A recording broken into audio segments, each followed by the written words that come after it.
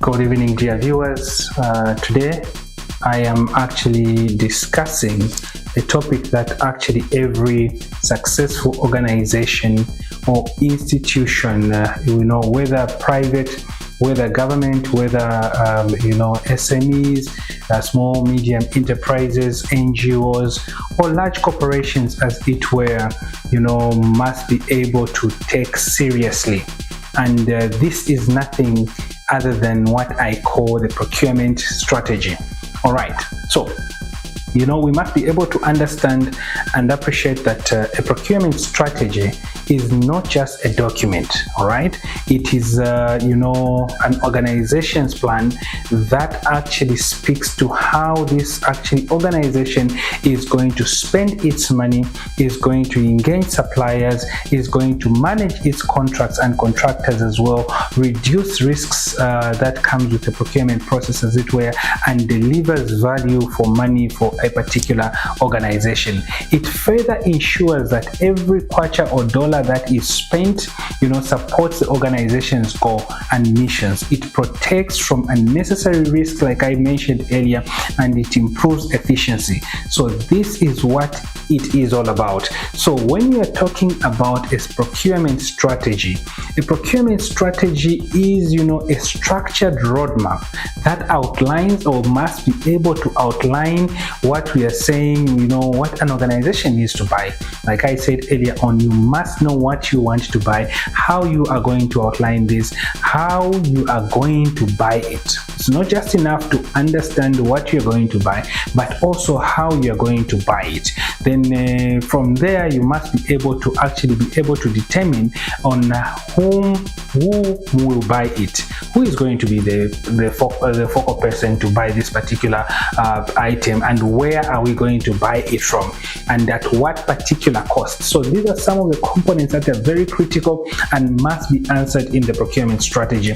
And also it must be able to look at under what controls or timelines.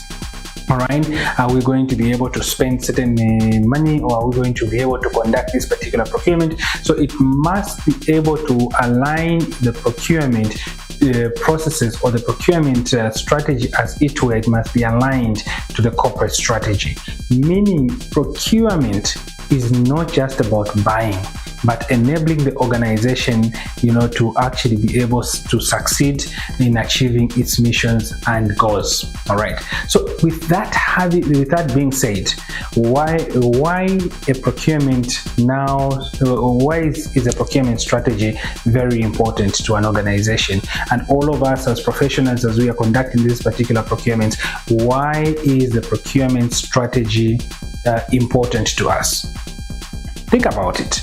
One of the things that you must be able to do is to ensure and understand and appreciate the fact that a good procurement strategy helps an organization to control its spending. All right. It also helps an organization to improve its transparency, attracts quality suppliers as well. When you have a very good strategy in place, you attract actually very good suppliers. It reduces the risk of doing business, as it were. It also supports local content and small medium enterprises. It is actually from there where you define where you're going to buy these things from. It improves what I would call service delivery, because when you have a strategy in place, you are going to be able to navigate through certain market risks that comes with different issues that arise in the market, and you'll be able to ensure that actually you improve on service delivery. Again, it will be able to help you avoid emergencies and crisis buying. These are very, very, very hazardous to an organization, because emergency procurements, most of the time, they tend to be costly, and actually they tend to eat on the value for money for a particular company, as it were. And then it also enhances what we call accountability. Everyone, the procurement process is all about accountability. So the procurement strategy helps us actually to achieve that particular accountability. So what are some of the steps that we need to take in terms of ensuring that actually we come up with a very effective procurement strategy. One of the things that we must be able to look at is to understand the organization's vision and strategy and business strategy. So once you understand the organization's vision and also business strategy, then you're going to align the procurement strategy to that overall organization mission and strategy. So procurement itself must be able to support the mission of the institute. This is why we are aligning this particular, your vision as a procurement department with that of the organization, and the business strategy with that of the procurement department. For example, if an organization wants to buy or wants to grow the market share, all right, procurement must focus on timely supply as well as competitive pricing.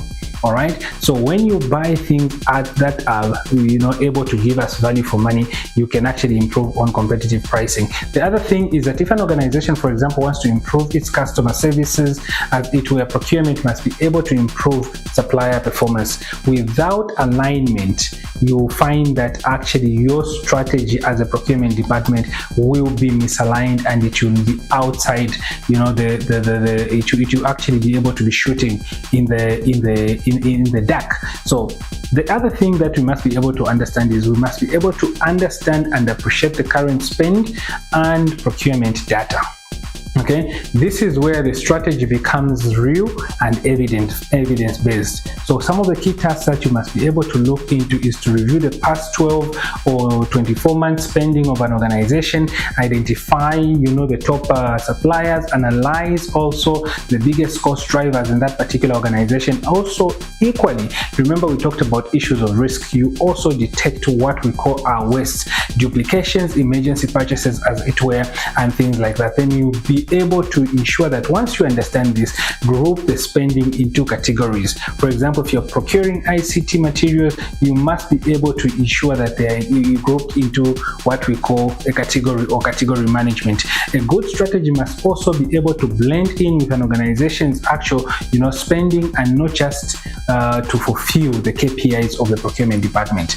Then also you must be able to ensure that in order for you to come up with a very effective procurement strategy, you conduct a market and supplier analysis. You must be able to understand the market before deciding how to buy. Okay, so in order for you to understand the market, what are you going to be looking at? You are looking at supplier availabilities. You are looking at price trends that actually are coming from the markets where you're operating, local versus international supply options, as it were, those options that are to you. Competitive, of course, competitiveness of the market where you're operating, regulatory requirements, for example, ZPPA, Zambia Public Procurement Authority, regulatory, and many other regulatory issues that may come with actually the market. So then risks such as price volatility, monopolies, and the long lead times as well, they become very important, and this will be able to help you to decide whether to use open tendering, framework agreement, contracts, long-term contracts, as it were, because this is going to be embedded into your strategy. Now, the other thing which is very critical and very important is what I call identify procurement risks and opportunities. Identify the procurement risks and opportunities. So you must be able to understand that every organization has got risks, all right? And these can be many of them. Supplier disruptions, as it were, price fluctuations, poor specifications, supplier underperformances as well, corruption risks, emergency procurements. Also, there could be many, you can mention them.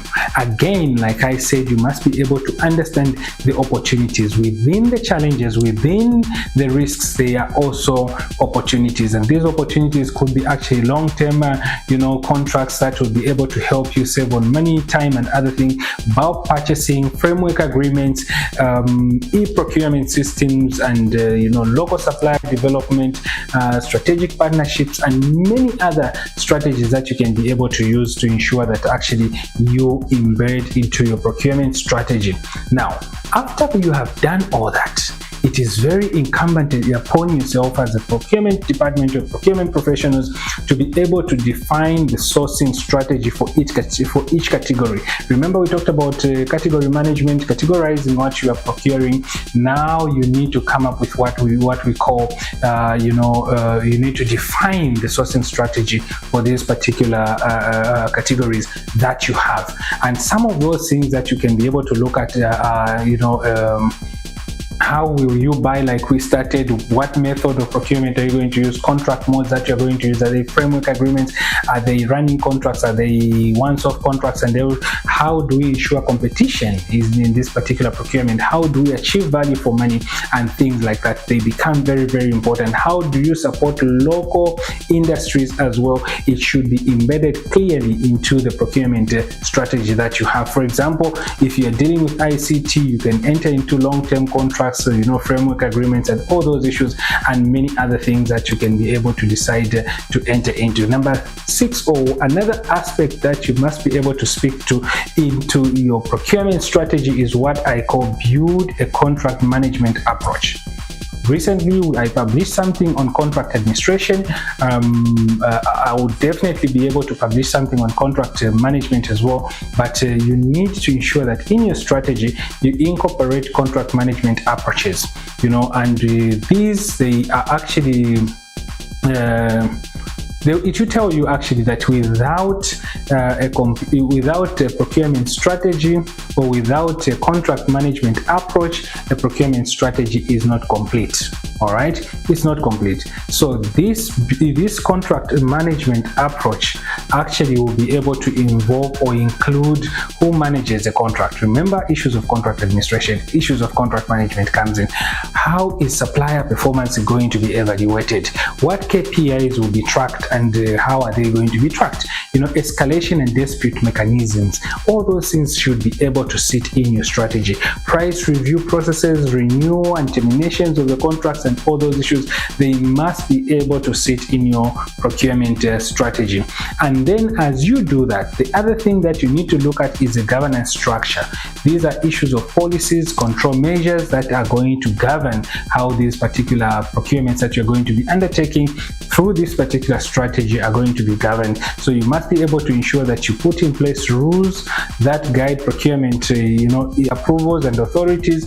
Just like in the public sector, you have actually the Public Procurement Act regulations that guides on who should approve at what threshold and things like that. Then compliance with ZPPA or internal, corporate guidelines, as it were, committee structures that are going to be able to look at the governance aspect of this particular strategy or this particular procurement that you're going to be doing. The documentation standardization, ethical guidelines, audit and oversight issues become very, very